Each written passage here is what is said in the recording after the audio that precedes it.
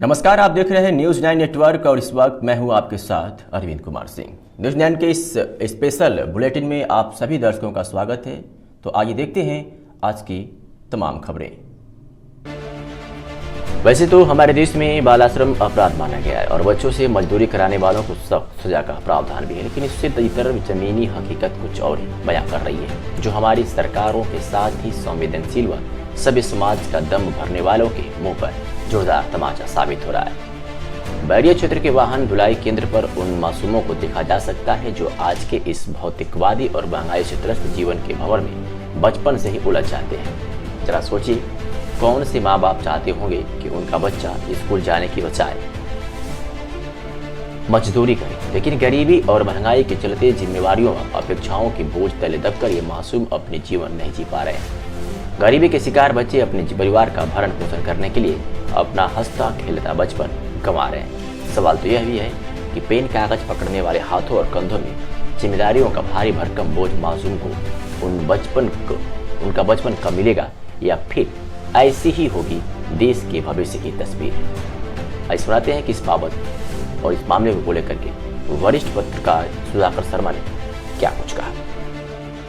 देखा जा रहा है कि पूरे बैरिया तहसील क्षेत्र में मोटरसाइकिल की दुकानों पे, गिराज पर या मिठाई की दुकानों पे छोटे छोटे बच्चों से काम कराया जाए जो नाबालिग लड़के हैं बाल श्रम का, जबकि बाल श्रम जो है अवैध माना जा रहा है। इसके लिए कानून भी बने हैं। तो इसके संबंध में आपका क्या कहना, आपके क्या नज़रिया है? देखिए, सबसे बड़ी बात यह है कि कानून जो बनते हैं उसका इम्प्लीमेंटेशन जो है वो कितना ज़मीन पर होता है वो महत्वपूर्ण होता है। देखा जाए तो कानून बहुत से ऐसे बने हैं, लेकिन सही मायने में उसका ज़मीनी उपयोग हो नहीं पाता है। इसमें कोई संदेह नहीं है कि आप छोटे छोटे चट्टी चौराहों पर, बाज़ारों में जाके देखेंगे तो इस तरह के लड़के जो बहुत उनके पढ़ने की उम्र है, बहुत कम उम्र के बच्चे हैं, जिन्हें देख करके सहज ही एक मन में करुणा का भाव उत्पन्न होता है, लेकिन ये बच्चे जूठे बर्तन धोते हुए आपको दिखाई देते। बड़ी बात तो ये है कि इनका शोषण भी होता है। इनके माता पिता गरीबी की वजह से इन दुकानों पर दे देते हैं। बहुत कम पैसे में दुकानदार इनका शोषण करते हैं और इनको जो है अपने यहाँ एक तरह से बंधुआ मजदूर की हालत नहीं होगी। सवाल ये है कि मुझे इस बात का दुख भी है कि इसका अभियान चला करके समय समय पर सरकारी मशीनरी को इसको चेक करना चाहिए, देखना चाहिए कि जहाँ भी इस तरह के लड़के हैं उनको उनके घर तक पहुँचाएं, उनको उनकी व्यवस्था सुनिश्चित करें कि उनके माँ बाप की आर्थिक स्थिति को देखें। अगर सचमुच लोग खराब स्थिति में है, उनकी आर्थिक स्थिति बहुत खराब है, तो उनको थोड़ा सा आर्थिक मदद करें ताकि वो अपने बच्चों को पढ़ा सकें। लेकिन दुख की बात है